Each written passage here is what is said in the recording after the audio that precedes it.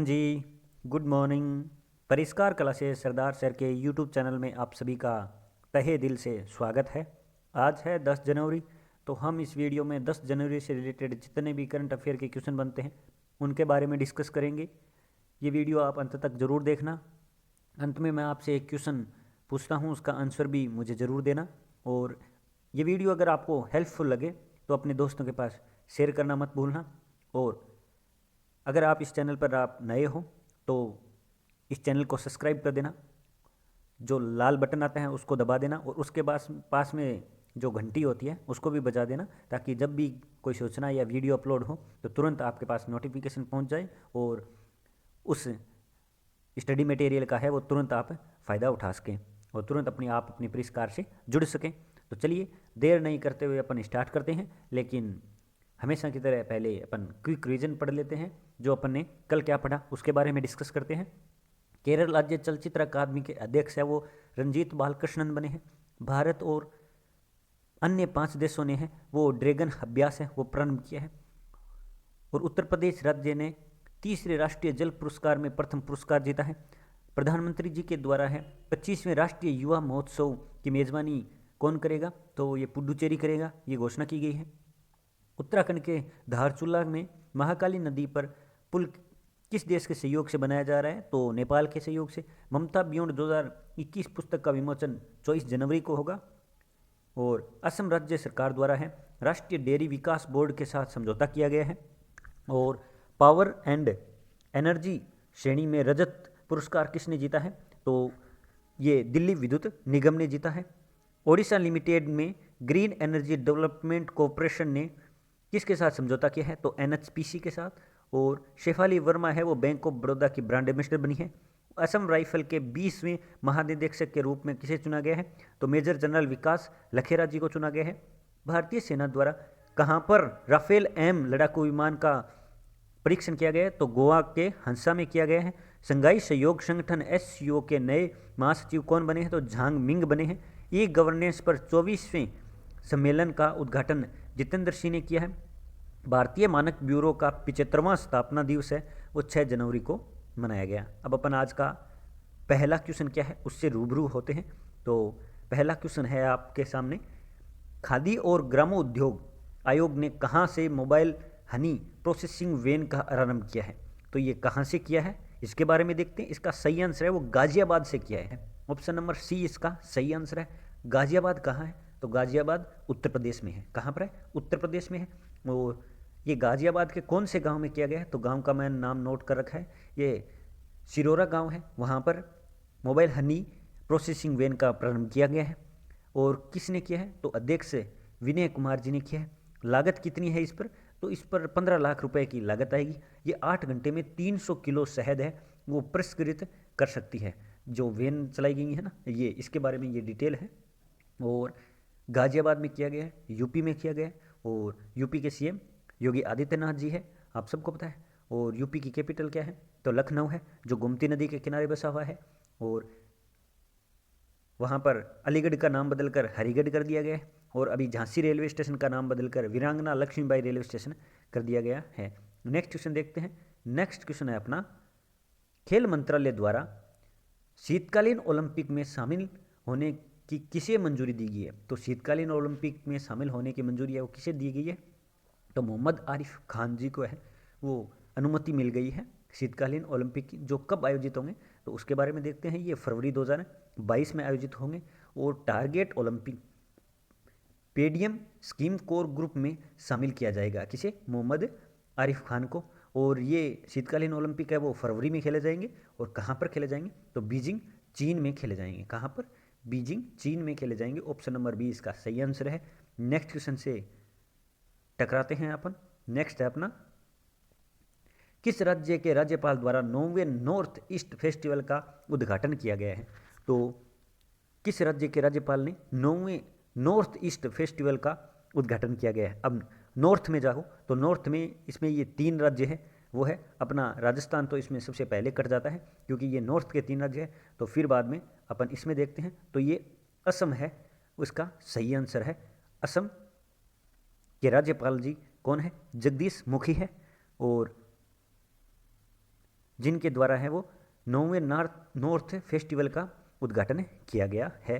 अब फेस्टिवल का उद्घाटन किया गया है। इस फेस्टिवल में क्या होगा, तो इस फेस्टिवल में है वो कारीगर है ना वहाँ के, तो उनका एक तरह से ये कह सकते हैं उनको प्रोत्साहन किया जाता है, उनके रिलेटेड है ये फेस्टिवल है, जिसका संस्करण है वो 9वां है।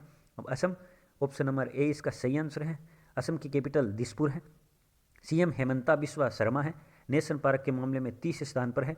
7 नेशनल पार्क है। कौन कौन से हैं, मानस है, औरंगा है, काजीरंगा है, डिब्रू साइकोवा है, नामेरी है, रायमोना है, देंग पटकाई है। और धन्वंतरी योजना स्टार्ट की गई है, अरुणोदय योजना स्टार्ट की गई है, पर्यटन संजीवनी योजना स्टार्ट की गई है। अब नेक्स्ट क्वेश्चन देखते हैं। नेक्स्ट क्वेश्चन है अपना, विश्व खाद्य कार्यक्रम और अक्षय पात्र फाउंडेशन के मध्य कहाँ पर समझौता हुआ है। तो विश्व खाद्य कार्यक्रम और अक्षय पात्र फाउंडेशन, इन दोनों के मध्य है वो समझौता हुआ है। और ये कहाँ पर हुआ है, तो अपनी भारत की राजधानी दिल्ली में हुआ है। कहाँ पर हुआ है, भारत की राजधानी दिल्ली में ये समझौता हुआ है। किस किस के मध्य, विश्व खाद्य कार्यक्रम और अक्षय पात्र फाउंडेशन के मध्य। सीएम दिल्ली के तो अरविंद केजरीवाल साहब है। यहाँ दिल्ली में वर्षानुरूपण नीति लागू करने वाला यह पहला राज्य है। उस समय का यहाँ का स्कूल ऑफ वर्ड है। भारत की पहली ड्राइवरलेस मेट्रो का परिचालन किया गया है। और रेड लाइट ऑन गाड़ी ऑफ अभियान है वो, इसका दूसरा चरण है वो चल रहा है। और घर घर राशन योजना ये कहाँ पर स्टार्ट की गई है, तो दिल्ली में स्टार्ट की गई है। और अगर दूसरा राज्य भी हो ऑप्शन में तो पश्चिम बंगाल में भी ये स्टार्ट की गई है। अब नेक्स्ट क्वेश्चन है अपना, किस बैंक के द्वारा UI path automation acceleration awards 2021 मिला है या जीता है। तो ये साउथ इंडियन बैंक ने जीता है। किसने, साउथ इंडियन बैंक ने जीता है। जो केरल में ये बैंक है उसने जीता है। ये व्यापार और ऋण देने वाला ये बैंक है जिसने कौन सा यूआई पथ ऑटोमेशन एक्सीलेंस अवार्ड 2021 जीता है। तो आप याद रखना। और ये किस में जीता है, तो रोबोटिक प्रोसेस ऑटोमेशन में अच्छा प्रदर्शन है, इसी के आधार पर है वो दिया जाता है। ऑप्शन नंबर बी इसका सही आंसर है। नेक्स्ट क्वेश्चन, पंजाब राज्य के नए पुलिस प्रमुख कौन बने हैं। तो पंजाब राज्य के नए पुलिस प्रमुख हैं वो कौन बने हैं, तो वीके भावरा बने हैं। कौन बने हैं, वीके भावरा। ऑप्शन नंबर सी इसका सही आंसर है।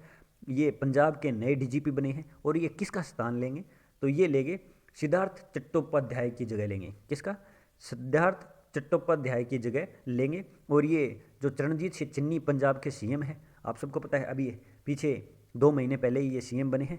जो दलित समुदाय से हैं, इनके सीएम बनने के बाद में है ये तीसरी डीजीपी है। तो कितनी तबादली हो रही है वो देख सकते हो आप। सीएम अपन ने देख लिया, कैपिटल पंजाब की चंडीगढ़ है। और यहाँ पर अभी 23वां जिला बना, उसका क्या नाम है, तो मल्लार कोटला। बसेरा योजना किसके लिए, तो झुग्गी झोंपड़ी वालों के लिए। सुखजीत फूड पार्क है जो कहाँ पर है, कपूरथला में है। और स्पोर्ट्स यूनिवर्सिटी है कहाँ पर है, पटियाला में है। और पटियाला में इसी यूनिवर्सिटी में है वो धार्मिक ग्रंथ पढ़ाने की अनुमति दी गई है। नेक्स्ट क्वेश्चन देखते हैं। नेक्स्ट क्वेश्चन है अपना, किस देश के द्वारा एक नया कानून लाकर बाल विवाह पर प्रतिबंध लगाया गया है। तो ये किस देश के द्वारा एक नया कानून लाकर बाल विवाह पर प्रतिबंध लगाया गया है, तो ये फिलीपींस देश के द्वारा लगाया गया। किस देश पर, फिलीपींस देश के द्वारा है ये नया कानून लाकर है बाल विवाह पर रोक लगाया गया। क्योंकि यहाँ पर 6 में से 1 लड़की है वो बाल विवाह के शिकार होती है। और ये टोटल वैसे देखा जाए तो 12वें नंबर पर आता है। कौन सा देश, फिलीपींस देश आता है।